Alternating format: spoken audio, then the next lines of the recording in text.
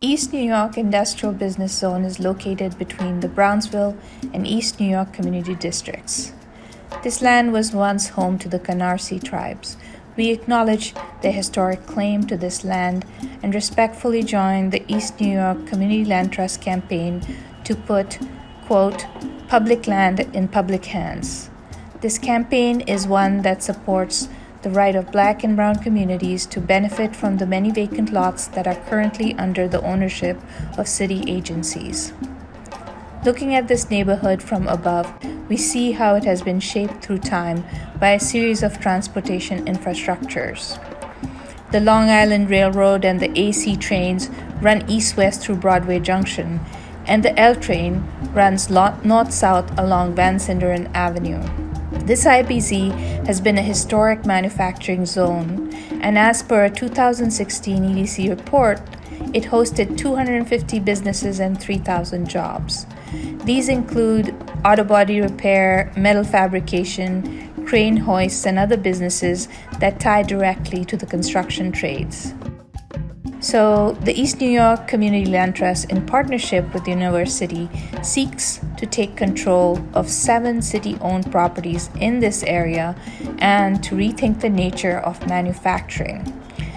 These properties are colored in yellow on this map, and we would like to walk you through these 7 properties one by one and discuss what this future could look like within the IBZ from a community perspective. The first of these properties is Site A. It's located on Sackman Street between East New York and Liberty Avenues. It is 20,000 square feet and it is located on the edge of the manufacturing district. Could this site be appropriate as a location for a food hub? Further along East New York Avenue is Site B, a small triangular lot of 5,600 square feet right next to the Atlantic Avenue L stop. What type of retail could we imagine here? Zooming out again to look at these 2 lots, we see that the M14 zoning designation allows for the construction of approximately 2 stories of light manufacturing space. But there is also the possibility to add an additional 4 stories and to operate what would be designated as a community facility.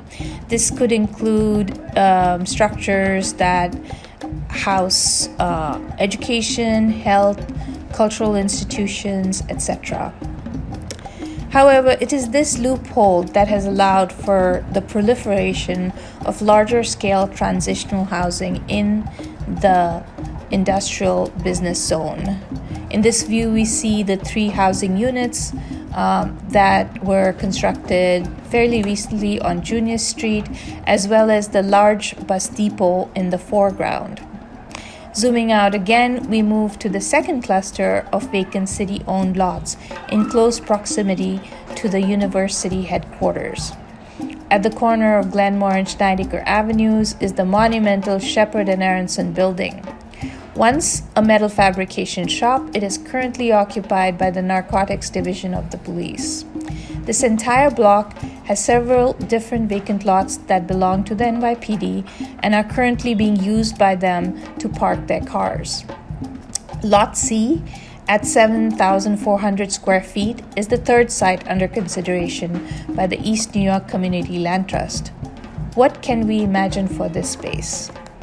Walking south to the corner is Lot D. At 17,500 square feet, this is the 2nd largest lot. This is also under the ownership of the NYPD currently. Could this become a hub that combines job training with manufacturing? Adjacent to this NYPD block is another block that has a very imposing building from the past, a schoolhouse that was converted to the Women's Help Shelter in the 1990s.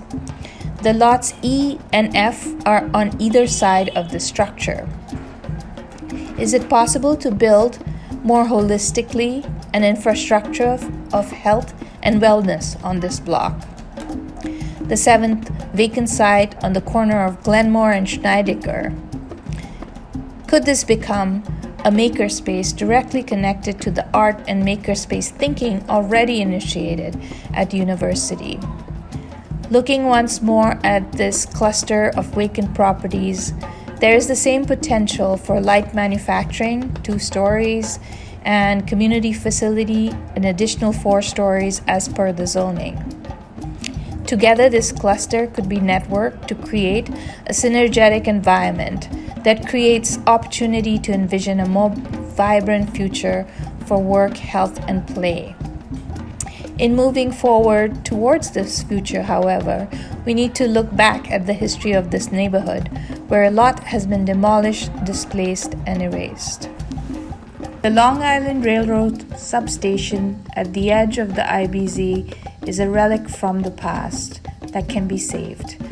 The East New York Community Land Trust, in collaboration with Penny, Preserving East New York, is interested in creating a cultural hub that will serve to anchor this history.